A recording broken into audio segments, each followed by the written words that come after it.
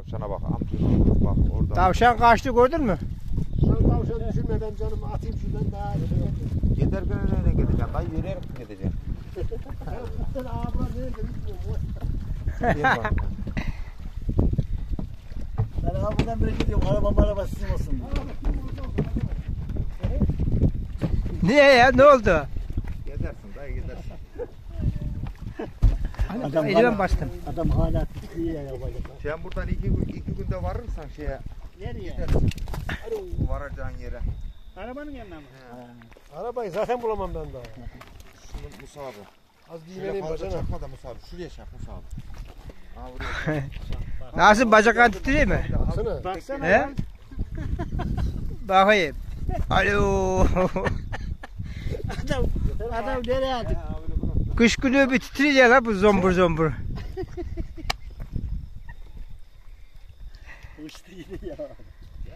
Evet tekneden indik. Ayvacık Hasanoğlu Barajı'ndan balığa gelmiştik. Can bu kadar tattım ki biz bilmiyoruz canımızın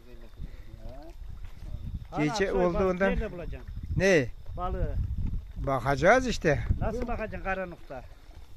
Karanlık olur mu? Görmüyor musun bir sürü ışığı? Bak aha. Sen sus kara hava benim. Arkadaşlar Allah'a korktum. Adam bayıldı. susar ha yemin ediyorsun ya. Bak. Vah yüreğim. Adam bayıldı görmüyor musun? Allah'a bacaklarını tutuyor. Tam He? burada çay içiliyor. Allah'a bacaklarını tutuyor. Aksoy.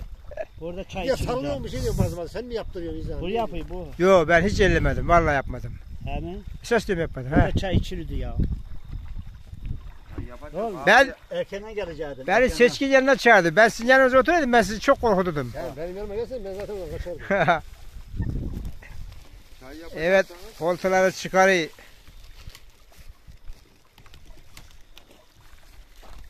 Bak çay yapacaksanız bak burada çay var, şeker var. Ne yapıyorsun lan çay ya? Ne çay yani.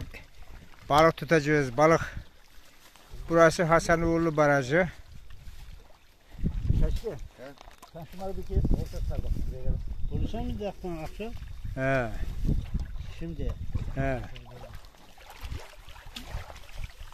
Suyun sesine bak ya. Bacana vallahi gelmezdim böyle yapacağımı bileyim. Ne yaptık ki ya? Hiçbir şey Ha ben önce biniyorum buna. Durama ya. Ya olsun ya Allah. Ya işte görmediğin şeyleri görüyorum.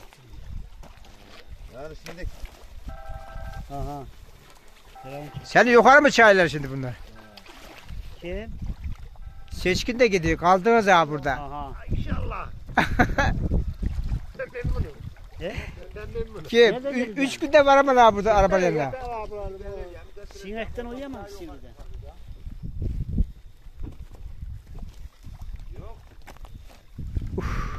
Allah ben uğraşamam.